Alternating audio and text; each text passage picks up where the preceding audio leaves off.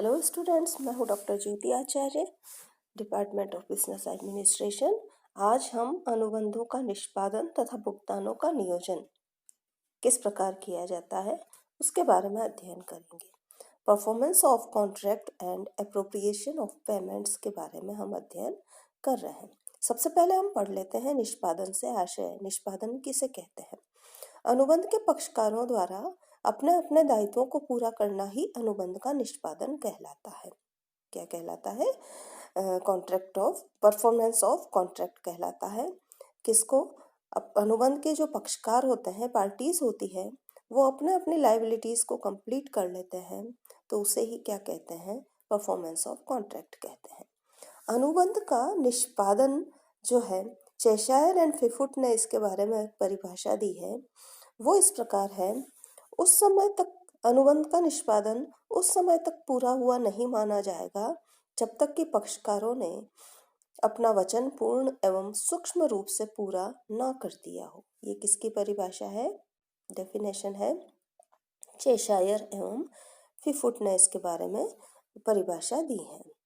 अब अनुबंधों का निष्पादन जो है, किस का दायित्व किसका होता है? जैसे भारतीय अनुबंध अधिनियम की धारा 37 के अनुसार अनुबंध के पक्षकारों का यह दायित्व है कि वे अपने अपने वचनों को पूरा करें अथवा उनको पूरा करने के लिए प्रस्ताव करें। किंतु यदि इस अधिनियम या अन्य किसी राजनियम के प्रावधानों के अधीन किसी पक्षकार को अनुबंध के निष्पादन से मुक्त कर दिया गया है, तो उसे अनुबंध का निष्पादन करने की आवश्यकता नहीं रहती है। धारा 37 में ही यह स्पष्ट किया गया है कि यदि अनुबंध के निष्पादन से पूर्व ही किसी पक्षकार की मृत्यु हो जाती है, तो दूसरा पक्षकार यानी दूसरी पार्टी मृत पक्षकार के वैधानिक उत्तराधिकारियों को अनुबंध के निष्पादन के लिए बाध्य कर सकता है, जब तक कि अनुबंध निष्पादन के लिए किसी विशेष व्यक्तिगत चातुर्य अथवा योग्यता की आवश्यकता न हो, अथवा जब तक अनुबंध से विपरीत अभिप्राय प्रकट न हो। हम इसके बारे में एक एग्जाम्पल लेते हैं। ए बी को 1000 टन शक्कर 1 जून को बेचने का ठहराव करता है, पर बी 31 मई को ही मर जाता है। यहाँ ए बी के उत्तराधिकारियों को शक्कर देने के लिए बाध्य कर सकता है। तो इस प्रकार अनुबंध का जो निष्पादन है, वो निष्पादन का जो दायित्व है, वो इस प्रकार बनता है। अब हम देखिए अध्ययन करते हैं कि अनुबंधों के निष्पादन के लिए कौन प्रतिबद्ध है। Who is bound to perform the contract, यानी कि निष्पादन कौन करे या किसके द्वारा होना चाहिए। और अनुबंध के निष्पादन कितने प्रकार के होते हैं, तो सबसे पहले हम देख लेते हैं कि अनुबंध के निष्पादन के प्रकार। अनुबंध का जो निष्पादन है 2 प्रकार से किया जा सकता है। फर्स्ट है वास्तविक निष्पादन, सेकंड है प्रस्तावित निष्पादन। वास्तविक निष्पादन या एक्चुअल परफॉर्मेंस पक्षकारों द्वारा अनुबंध से उत्पन्न अपने दायित्वों को निर्दिष्ट समय एवं विधि से पूर्ण रूप से पूरा कर देना ही वास्तविक निष्पादन है, और तब अनुबंध भी समाप्त माना जाएगा। प्रस्तावित निष्पादन, ऑफर टू परफॉर्म्स, वचनदाता द्वारा उसके वचन के निष्पादन का प्रस्ताव दूसरे पक्षकार द्वारा स्वीकार न करने पर वचनदाता वचन भंग का दोषी नहीं माना जाएगा व दूसरे पक्षकार के विरुद्ध उसके अधिकार यथावत रहेंगे।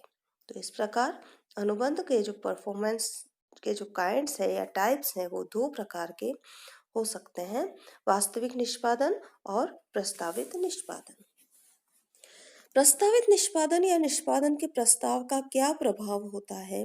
एक वैध निष्पादन के प्रस्ताव का वही प्रभाव होता है जो कि वास्तविक निष्पादन का, अर्थात प्रस्तावकर्ता अपने दायित्वों से मुक्त हो जाता है और दूसरे पक्षकार द्वारा निष्पादन का प्रस्ताव अस्वीकृत कर दिए जाने पर उसके विरुद्ध वाद चलाने का अधिकार मिल जाता है।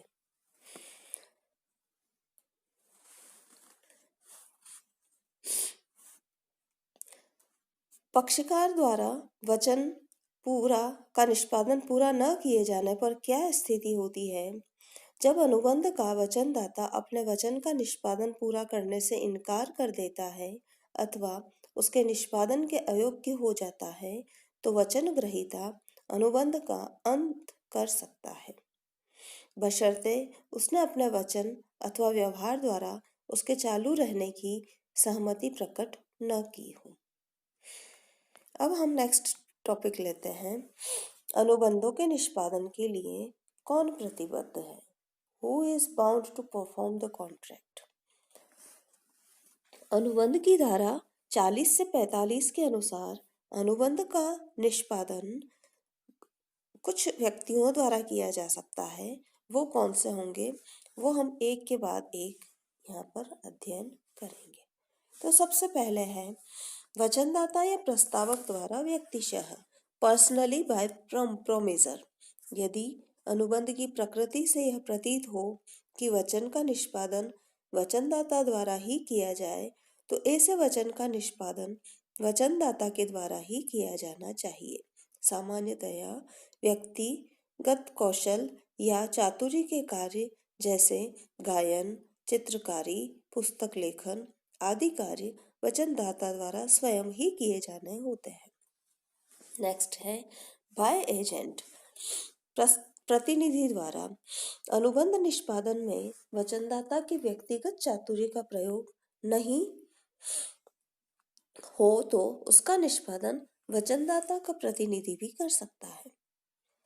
नेक्स्ट है बाय थर्ड पर्सन, तीसरे पक्षकार द्वारा।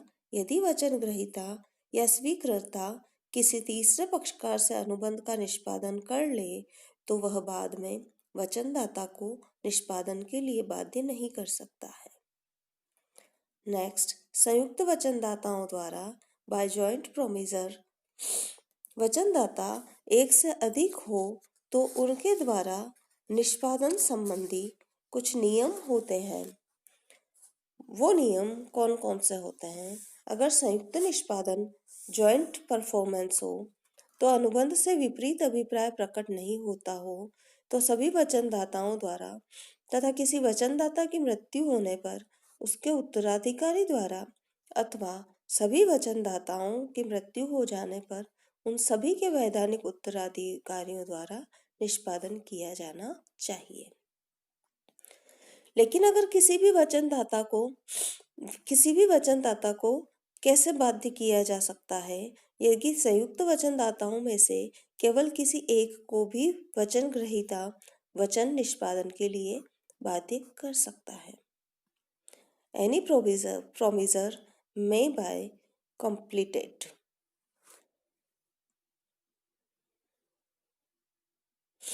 आनुपातिक राशि प्राप्त करने का ये अधिकार, राइट टू सीक कंट्रीब्यूशन, यदि संयुक्त वचनदाताओं में से किसी एक ने सभी की ओर से वचन का निष्पादन कर दिया है, तो उसे शेष वचनदाताओं से आनुपातिक राशि प्राप्त करने का वैधानिक अधिकार होगा।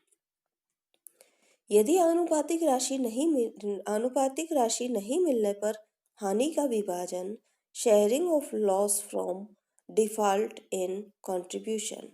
यदि कोई वचनदाता अपनी आनुपातिक राशि का भुगतान नहीं कर पाता, तो धारा 43 के अनुसार शेष वचनदाताओं को वह हानि समान रूप से वहन करनी होगी।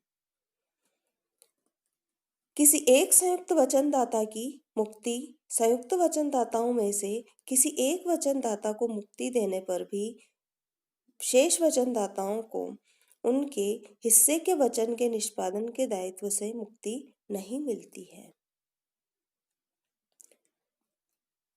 ये तो थे संयुक्त वचनदाताओं द्वारा जो निष्पादन किए जाते थे उसके संबंध में प्रावधान। अब वैधानिक उत्तराधिकारियों द्वारा जो वैधानिक उत्तराधिकारी किस प्रकार बाध्य होते हैं, उसके बारे में हम नेक्स्ट पॉइंट का अध्ययन कर रहे हैं। यदि अनुबंध से कोई विपरीत अभिप्राय प्रकट नहीं होता हो, तो वचनदाता द्वारा किए गए वचनों का निष्पादन करने के लिए उसके वैधानिक उत्तराधिकारी बाध्य हैं। लेकिन ऐसा व्यक्तिगत कौशल के वचन की दशा में नहीं होता है। व्यक्तिगत कौशल के बारे में हम फर्स्ट पॉइंट में अध्ययन कर चुके हैं। इस प्रकार